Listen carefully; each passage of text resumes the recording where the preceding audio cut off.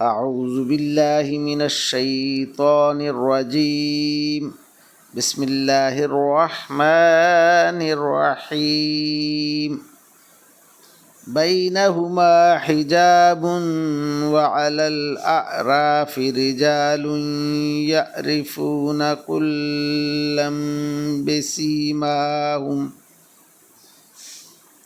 وَنَادَوْا أَصْحَابَ الْجَنَّةِ أَنْ سَلَامٌ عَلَيْكُمْ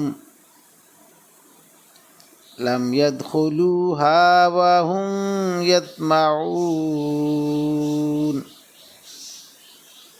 وَإِذَا صُرِفَتْ أَبْصَارُهُمْ تِلْقَاءَ أَصْحَابِ النَّارِ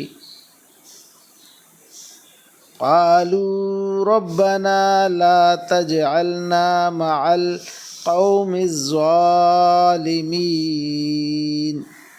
آمنت بالله صدق الله مولانا العظيم وصدق رسوله النبي الكريم ونحن على ذلك من الشاهدين والشاكرين والحمد لله رب العالمين۔ ابھی آپ کے سامنے سورہ الاعراف کی آیت نمبر 46 تا 47 کی تلاوت کی گئی۔ انشاءاللہ کچھ ہی دیر بعد عزت مآب راؤ شاہ نواز صاحب انہی آیات کا ترجمہ، تشریح اور تفسیر بیان فرمائیں گے۔ اللہ تعالیٰ سے دعا ہے کہ ہمارا پڑھنا، آپ لوگوں کا سننا اللہ تعالیٰ قبول و منظور فرمائے اور اس پر عمل کی توفیق عطا فرمائے، آمین یا رب العالمین۔ من الشیطان الرجیم، بسم اللہ الرحمن الرحیم۔ ملتان سے شاہنواز تمام دوستوں کو السلام علیکم ورحمۃ اللہ وبرکاتہ۔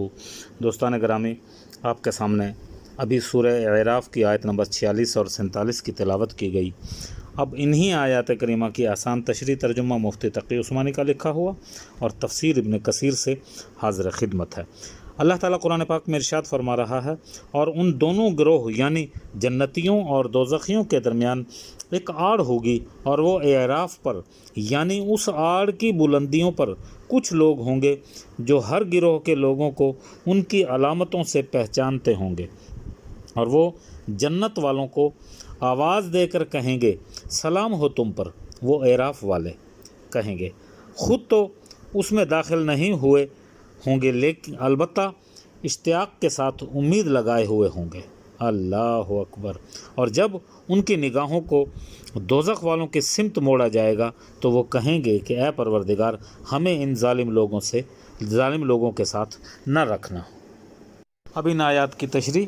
یوں تو اعراف والے جنت اور جہنم دونوں کا خود نظارہ کر رہے ہوں گے، اس لیے انہیں جنتیوں اور دوزخیوں کو پہچاننے کے لیے کسی علامت کی ضرورت نہیں ہوگی، لیکن یہاں اشارہ اس بات کی طرف ہے کہ یہ لوگ جنت اور دوزخ والوں کو دنیا میں بھی ان کی علامتوں سے پہچانتے تھے۔ چونکہ یہ لوگ صاحب ایمان تھے، اس لیے انہیں دنیا میں بھی اللہ تعالیٰ نے اتنا حسن عطا فرما دیا تھا کہ وہ متقی اور پرہیزگار لوگوں کے چہرے سے پہچان لیے جاتے تھے کہ یہ نیک لوگ ہیں، اور کافروں کے چہرے سے پہچان لیتے تھے کہ یہ کافر ہیں۔ اب تفسیر ابن کثیر میں عنوان ہوتا ہے اصحاب اعراف اور ان کا انجام۔ اہل جنت کا اور اہل نار سے تخاطب کا ذکر فرمانے کے بعد اب اشارہ ہوتا ہے کہ دوزخ اور جنت کے درمیان ایک آڑ ہوگی جو دوزخیوں کو جنت تک پہنچنے سے روک دے گی، جیسا کہ فرمایا ان دونوں کے درمیان ایک دیوار قائم کر دی گئی ہے جس کے اندر کی طرف ایک دروازہ ہے جس میں رحمت ہے، اور ان کے باہر کی طرف عذاب ہے، وہی ہے اعراف ہے جس کی نسبت فرمایا کہ اعراف پر لوگ ہوں گے۔ صدی رضی اللہ تعالیٰ عنہ سے روایت ہے کہ اللہ تعالیٰ کے قول ان کے درمیان آڑ ہوگی، اس آڑ کو ہی اعراف کہتے ہیں۔ ابن جریر کہتے ہیں کہ اعراف جمع اور عرف کے ہر مرتفع جگہ کو اعراف کہتے ہیں۔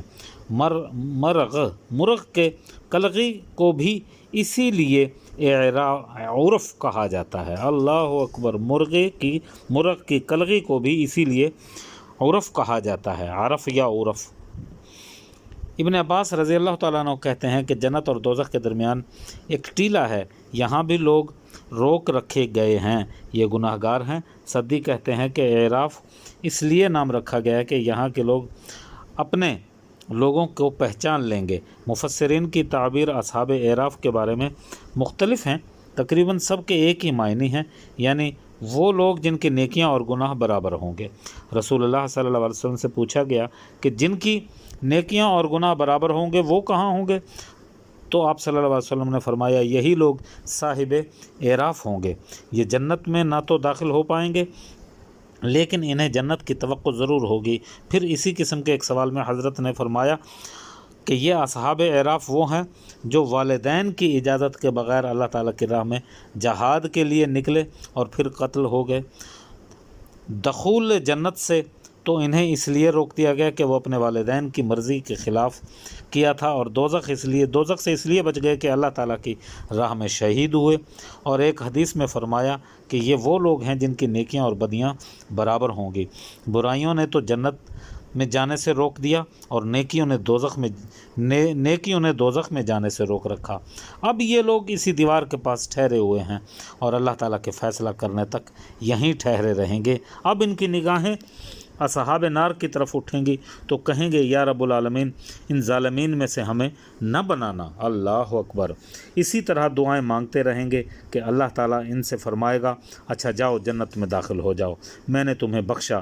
قیامت کے روز اللہ تعالیٰ لوگوں کا حساب لے گا، جس کی ایک نیکی بھی بڑھ جائے گی وہ جنت میں داخل ہو جائے گا، جس کی ایک برائی بھی کم ہو جائے گی وہ دوزخ کی راہ بتا دی جائے گی۔ پھر آپ صلی اللہ علیہ وسلم نے یہ آیت تلاوت فرمائی، فمن ثقلت موازینہ وآخر دعوانا ان الحمد للہ رب العالمین۔